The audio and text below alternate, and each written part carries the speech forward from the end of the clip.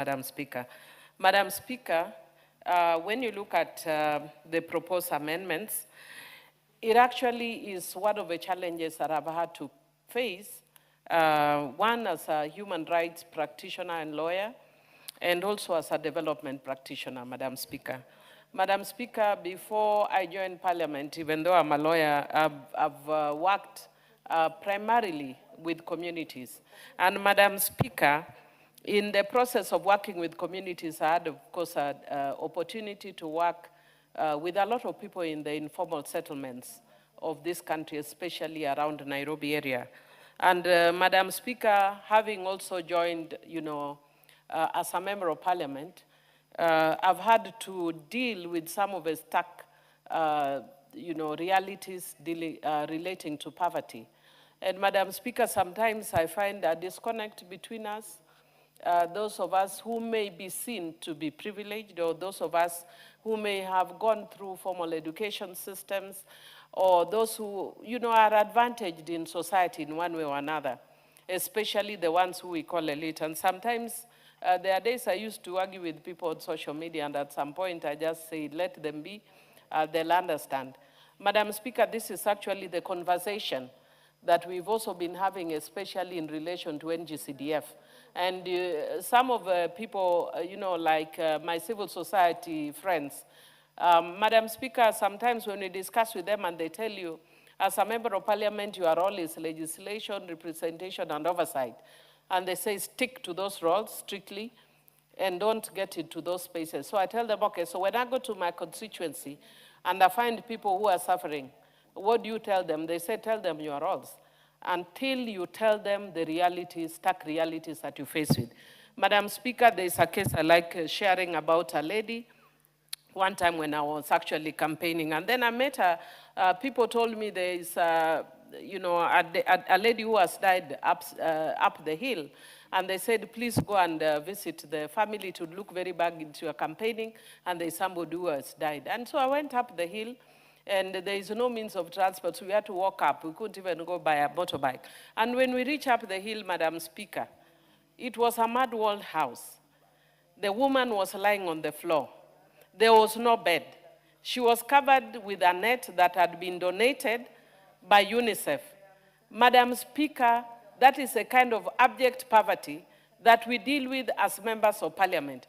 Now, when I go to a situation like that, where is the time to tell that person that it's my oversight role? And all they want to do, and the firstborn child was 14 years. Another case, Madam Speaker, while I was also campaigning, I was told by the community there is this lady who is sick and needs some support to get health care.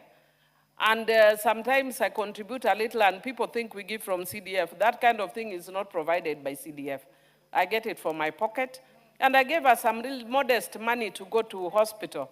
The community told me, Mheshimiwa, the money you'll give this lady will not help. Let her walk to you. And this lady walked to me and removed her blouse. And she had a rotten breast. There was pus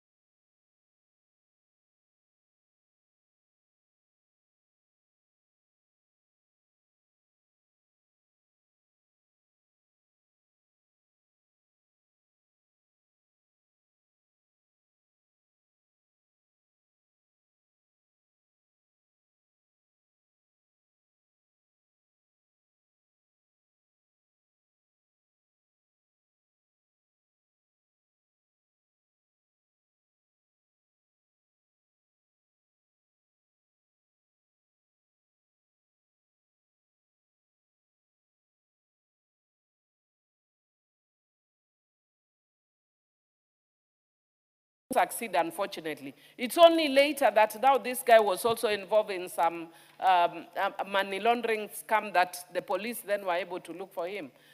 Madam Speaker, this is the tragedy of trying to balance equality and human rights standards with the reality you face on the ground.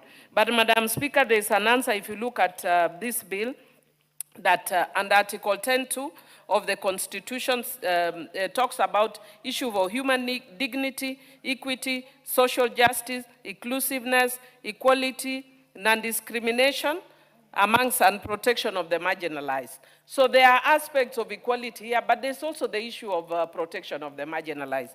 And if you look also at Article 27.6, it calls on us as Parliament to provide legislative action to ensure affirmative action for such groups. And sometimes, Madam Speaker, in trying to get people to the level that others are, we may actually then provide standards that are not equal.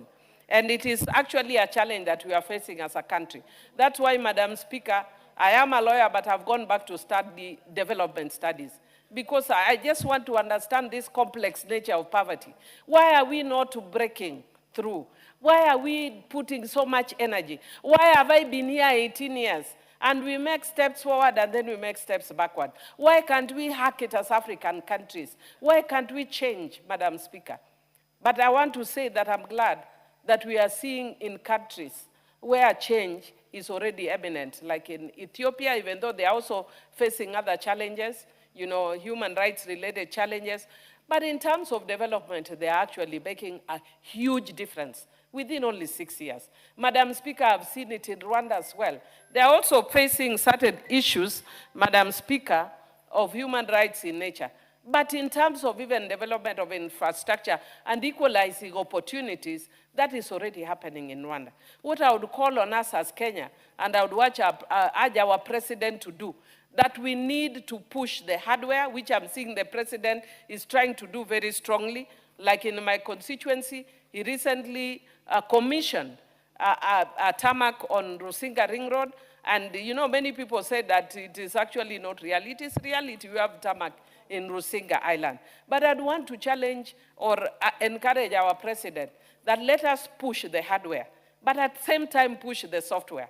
And software is issues of human rights, issues of equity, issues of equality, so that even as we are moving on with the infrastructure, let us not leave all these other issues of human rights and you know, protection of the marginalized behind.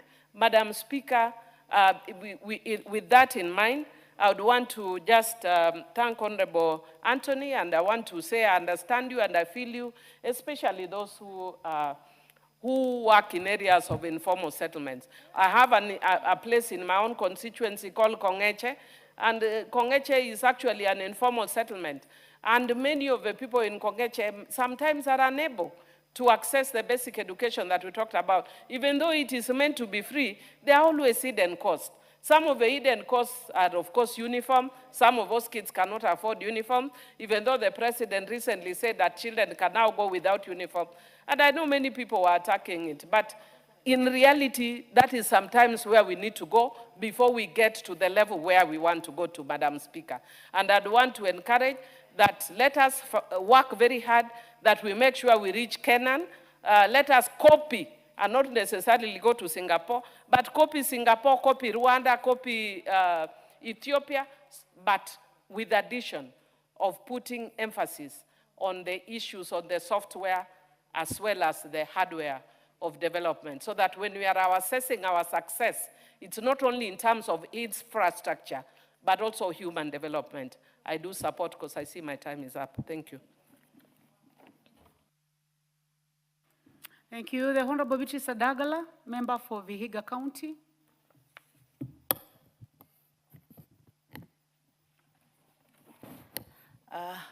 Thank you, Madam Speaker, for giving me